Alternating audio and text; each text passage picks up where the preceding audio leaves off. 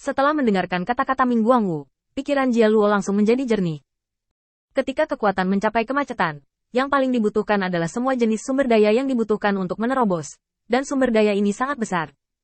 Bahkan jika ada beberapa inventaris, itu hanya sumber daya yang terbatas. Mereka harus memilih antara merekrut tentara dan memperbaiki diri.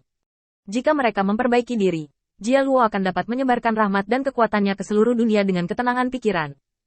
Pada saat itu, tidak peduli seberapa kuat orang-orangnya, itu tidak akan dapat mendukung banyak orang Jia Luo. Jika mereka memilih untuk merekrut pasukan dalam jumlah besar, latihan mereka pasti akan terpengaruh. Dan apakah mereka dapat bersaing dengan diri mereka sendiri pada saat itu adalah masalah lain. Dengan bantahan yang hampir mencerahkan ini, Jia Luo tertawa terbahak-bahak dan bertepuk tangan lagi dan lagi. Baiklah, lakukan saja apa yang kamu katakan, Ming Guangwu. Melanjutkan perintah. Ming Guangwu, kamu akan bekerja di sisiku mulai sekarang, dan kamu akan dipromosikan ke 3 peringkat. Ming Guangwu tertegun sejenak, merasa seperti telah memakan setumpuk kotoran. Jelas bahwa dia memikirkan berbagai cara untuk menemukan kesempatan untuk meninggalkan sisi Jia Luo. Tetapi sekarang dia menjadi penjaga sisi Jia Luo secara langsung. Itu benar-benar berbeda dari ide aslinya. Bukankah Jia Luo sama sekali takut dengan statusnya sebagai sisa umat manusia? Tidak peduli bagaimana dia memikirkannya, Ming Guangwu tidak bisa mengetahuinya. Tetapi tidak mungkin untuk jatuh begitu saja dengan Jia Luo dan menggertakkan giginya untuk menerima hadiah ini. Jia Luo cukup bangga. Apa identitas Ming Guangwu? Itu adalah ras manusia yang telah tinggal bersama Raja Iblis selama beberapa generasi. Dan sekarang ini adalah kesempatan besar bagi Ming Guangwu untuk mengambilnya di bawah komandonya. Dan ini adalah kasus positif bagi iblis di luar. Ini adalah kasus positif bahwa Jia Luo tidak peduli dengan latar belakang, darah, dan kekuatannya. Selama dia memiliki kemampuan, selama Jia Luo dapat menggunakannya, dia pasti akan menggunakannya kembali. Selain itu, bagaimanapun, ada sosok terkenal dari dinasti sebelumnya di sisinya untuk melakukan sesuatu untuknya. Dengan cara ini, di masa depan, urusan kaisar akan terbalik, dan akan ada orang lain di sekitarnya yang dapat mengalahkan banyak iblis. Ini adalah rencana keseluruhan Jia Luo. Adapun sedikit pemikiran Ming Guangwu untuk pergi, bagaimana mungkin Jia Luo mengizinkannya melakukannya? Sekarang Ming Guangwu tidak memiliki banyak tenaga, kekuatan, dan keterikatan di tangannya, jadi tidak ada alasan untuk mengambilnya kembali meskipun dilepaskan. Kita harus menunggu sampai Ming Guangwu memegang pegangannya sebelum dia bisa dibebaskan. Jia Luo telah menangani masalah sepele ini dan akan pulih ketika transmisi suara dari bawahannya datang, dan ekspresi Jia Luo langsung berubah. Menatap Ming Guangwu dengan penuh arti, Jia Luo menarik napas dalam-dalam. Turun, Ming Guangwu, panggil Feng Tianxing. Setelah Ming Guangwu dan yang lainnya pergi, Jia Luo mengerutkan kening. Karena bawahannya menemukan tempat rahasia umat manusia tinggal di rumah Ming Guangwu, dan Ming Guangwu memiliki banyak sekali ras manusia di tangannya. Apa kekuatan ras manusia ini? Apakah ada ancaman? Dan apa tujuan Ming Guangwu membawa ras manusia ini? Semua ini perlu diverifikasi dengan cermat. Mengenai masalah memimpin umat manusia, satu-satunya iblis yang menurut Jia Luo dapat membantunya adalah Feng Tianxing. Tidak lama kemudian, Feng Tianxing muncul di aulanya. Jia Luo memblokir bagian dalam dan luar, dan berkata kepada Feng Tianxing. Tianxing, aku punya sesuatu yang ingin aku minta pendapatmu. Ming Guangwu memiliki tempat rahasia di mana umat manusia hidup. Dia adalah orang yang selamat dari umat manusia. Apa peran ras manusia ini? Bisakah kamu menanyakan kabar untukku? Begitu Feng Tianxing mendengarnya, dia tahu itu rusak. Namun, wajahnya tetap tenang dan dia berbicara dengan sangat tenang. Kembali ke Master. Sebenarnya murid ini mendengarnya ketika dia bertemu dengan Ming Guangwu terakhir kali. Tetapi setelah saya memeriksanya saat itu, saya merasa ras manusia ini bukan ancaman.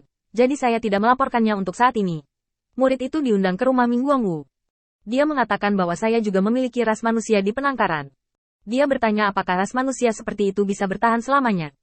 Saya pikir dia mabuk dan berbicara omong kosong. Menurut spekulasi muridku, karena ras manusia ini dalam keadaan tersembunyi dan tidak memiliki banyak sumber daya, mereka pasti tidak dapat mengancam tuannya dalam hal kekuatan. Terlebih lagi, ketika aku berbicara dengan Ming Guangwu, aku tahu bahwa orang ini memiliki beberapa trik, tetapi dia tidak dapat memimpin pasukan. Terlalu jelas bahwa jika Ming Guangwu dapat diperas oleh ras manusia ini, dia pasti bersedia bekerja untuk tuannya, dan statusnya sangat istimewa. Guru seharusnya mempertimbangkan hal ini, dan murid tidak akan mengulanginya. Dalam hal ini, Jia Luo benar-benar merasa bahwa Feng Tianxing harus menjadi nomor 1. Dan iblis lainnya tidak berhak berbicara dalam hal ini. Dia bahkan tahu lebih banyak tentang umat manusia daripada dirinya sendiri. Ini adalah Feng Tianxing, monster yang mencoba-coba semua aspek kecuali kekuatan.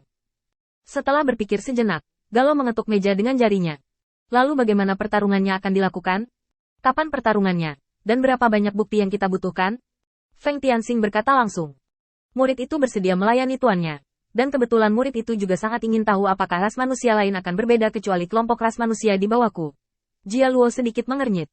Hanya hari ini, Feng Tianxing langsung mengangguk. Tuan, saya tidak tahu bahwa ras manusia sangat mementingkan anak-anak dan orang tua. Dan kelompok ras manusia termasuk keduanya. Tidak peduli jam berapa, ini adalah kelemahan Ming Guangwu.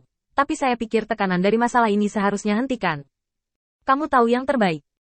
Jika tidak peduli berapa banyak, aku khawatir Ming Guangwu akan melompati tembok dengan tergesa-gesa. Jia Luo merenung sejenak. Lagi pula, dia masih merasa bahwa dia tidak sebaik Feng Tianxing dalam hal-hal yang menyangkut umat manusia.